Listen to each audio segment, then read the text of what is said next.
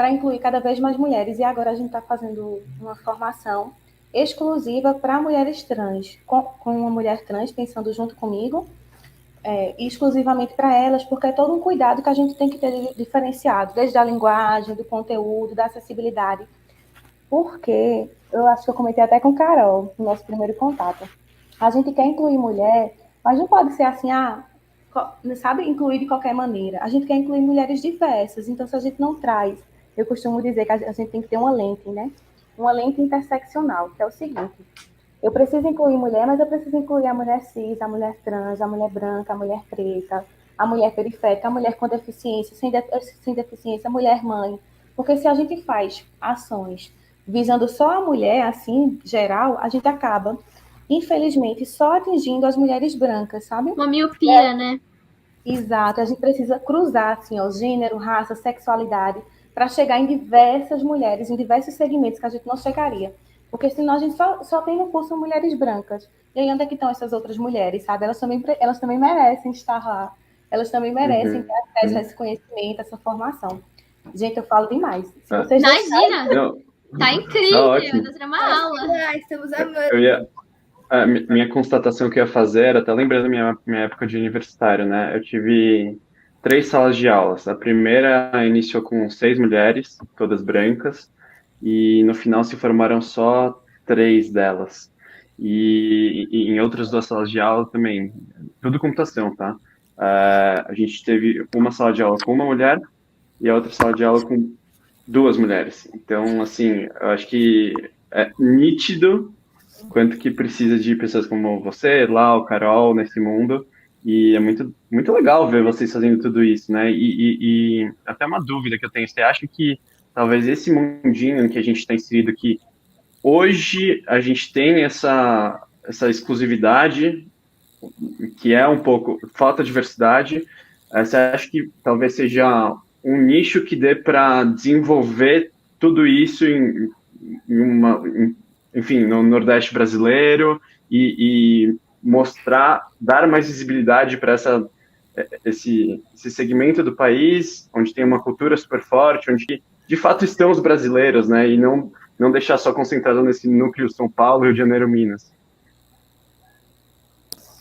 Total, Ludi. Quando a gente fala de diversidade, a gente também está falando de localidade, né? Porque se tem um domínio do norte global sobre o sul global, a gente tem uma predominância muito maior do sul e sudeste sobre as outras regiões do país. E no norte se faz inovação, no nordeste se faz inovação. Então, quando a gente fala de diversidade, a gente também, às vezes, precisa ceder espaço, sabe? Quando a gente está falando de diversidade, automaticamente a gente também está falando de privilégio. E aí, às vezes, privilégio é você ceder espaço. Então, por exemplo, você é sempre convidado para fazer uma fala em um evento. E aí você pode pensar assim: pô, já participei tanto desse evento, já foi tão massa, já troquei tanto. Eu vou indicar uma outra pessoa que está ali começando, de uma outra região, sabe? Trazer, fazer essa rotatividade, seja de diversidade de pessoas ou de localidade, eu acho que é um primeiro passo, assim, sabe? Um primeiro caminho, assim, desapegar, né? Desapegar dessa necessidade de sempre estar protagonizando. Eu acho que o Porto Digital, na minha trajetória, o papel dele é super importante no sentido de traz o Nordeste como, de fato, pioneiro, como, de fato, estar no topo de ecossistema de inovação, etc. Então, cara, muito legal o Porto Digital. Pô, eu tenho Tô uma suspeita. pergunta, Pamela. Pô, já que a gente está falando um pouco de inovação em si, iniciativas de inovação, queria colher aqui sua opinião, né? O que você acha que grandes empresas hoje, empresas estabelecidas no mercado, elas podem fazer para promover essa inclusão e essa acessibilidade? Eu acho interessante, até na sua fala, é bem nítido que por muito tempo falar sobre inclusão e acessibilidade foi algo de posicionamento de marca, né? E é super importante a partir do momento que isso deixa de ser algo falado e se torna algo praticável. Então, eu queria ouvir um pouco de você nesse sentido. Quais são as iniciativas que dá para começar, que dá para ir disseminando aí a acessibilidade e inclusão em empresas tradicionais? Perfeito, Lau. Posso chamar de Lau, né? Com certeza, o que você quiser. Perfeito. Eu vou dar uma dica que não gasta R$ 1, porque aí as organizações às vezes têm aquele hábito de dizer, ah, não, mas é o custo-benefício. rever seus processos seletivos. A gente já pode começar por aí, porque é a porta de entrada, né? Então, quais são os critérios que realmente você precisa para aquela vaga? Porque o que é que acontece? Às vezes, as organizações colocam critérios naquela vaga de seleção que, de fato, aquele conhecimento ele pode ser ensinado, sabe? Durante aquela formação. De fato, você precisa ter aquele critério. Vou colocar, por exemplo, aqui um inglês avançado. É necessário realmente, ou esse critério de seleção, ele acaba barrando muitas pessoas que não tiveram acesso, né? E aí você acaba tendo, por exemplo, uma maioria de candidatos de uma determinada classe social, de uma determinada localidade, de um determinado perfil, por exemplo. Então a gente pode começar aí pelos critérios, sabe? Você precisa realmente ter tanto tempo de experiência, ter feito intercâmbio, isso é realmente tão crucial para o desenvolvimento daquela função, daquela atividade. Enfim, a gente começa revendo esses critérios de seleção. Temos o contexto de vagas de estágio pedindo experiência, né? Então, eu entendi seu ponto. Sabe? dando ok. E aí eu acho que as organizações, elas precisam, primeiro, ter dois trabalhos, né? Esse de sensibilização, primeiro interno, né? Porque imaginem vocês o quão violento é para uma pessoa.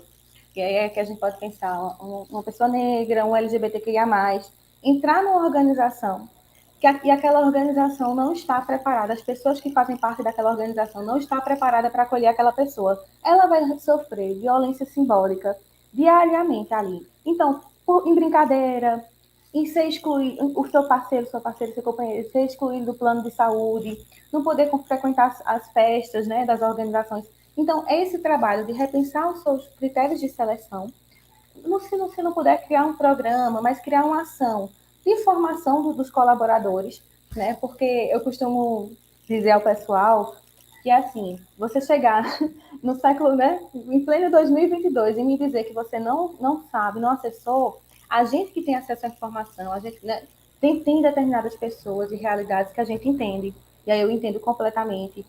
Eu parto do ponto que a gente tem que dialogar, trocar, sabe? Mas tem certas realidades e vivências que você tem acesso à formação. O que não tem é interesse, sabe? O que não tem é o interesse de buscar lá aprender. Porque o que você quiser jogar no Google, você aprende, você acha, você encontra.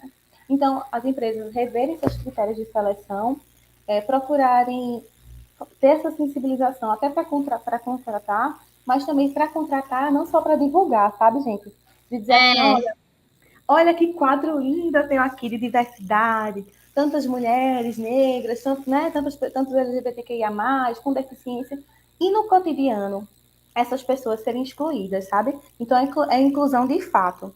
E aí, se e outras ações que essas grandes empresas podem fazer é fortalecer programas, por exemplo, sabe? Programas que já existem. Então, se você não tem como criar um programa dentro da sua empresa, eu tenho um mapeamento de vários programas de tecnologia para mulheres. Me manda um e-mail que eu te passo todas as relações que você pode, por exemplo, bancar a formação de mulheres periféricas, sabe? De ações que você pode fazer assim, de articulação. Então, eu acho que o que não falta é frente de atuação para essas organizações, sabe? Eu acho que o que falta é começar, interesse e vontade de mudar as coisas. Eu acho que é por aí. Perfeito.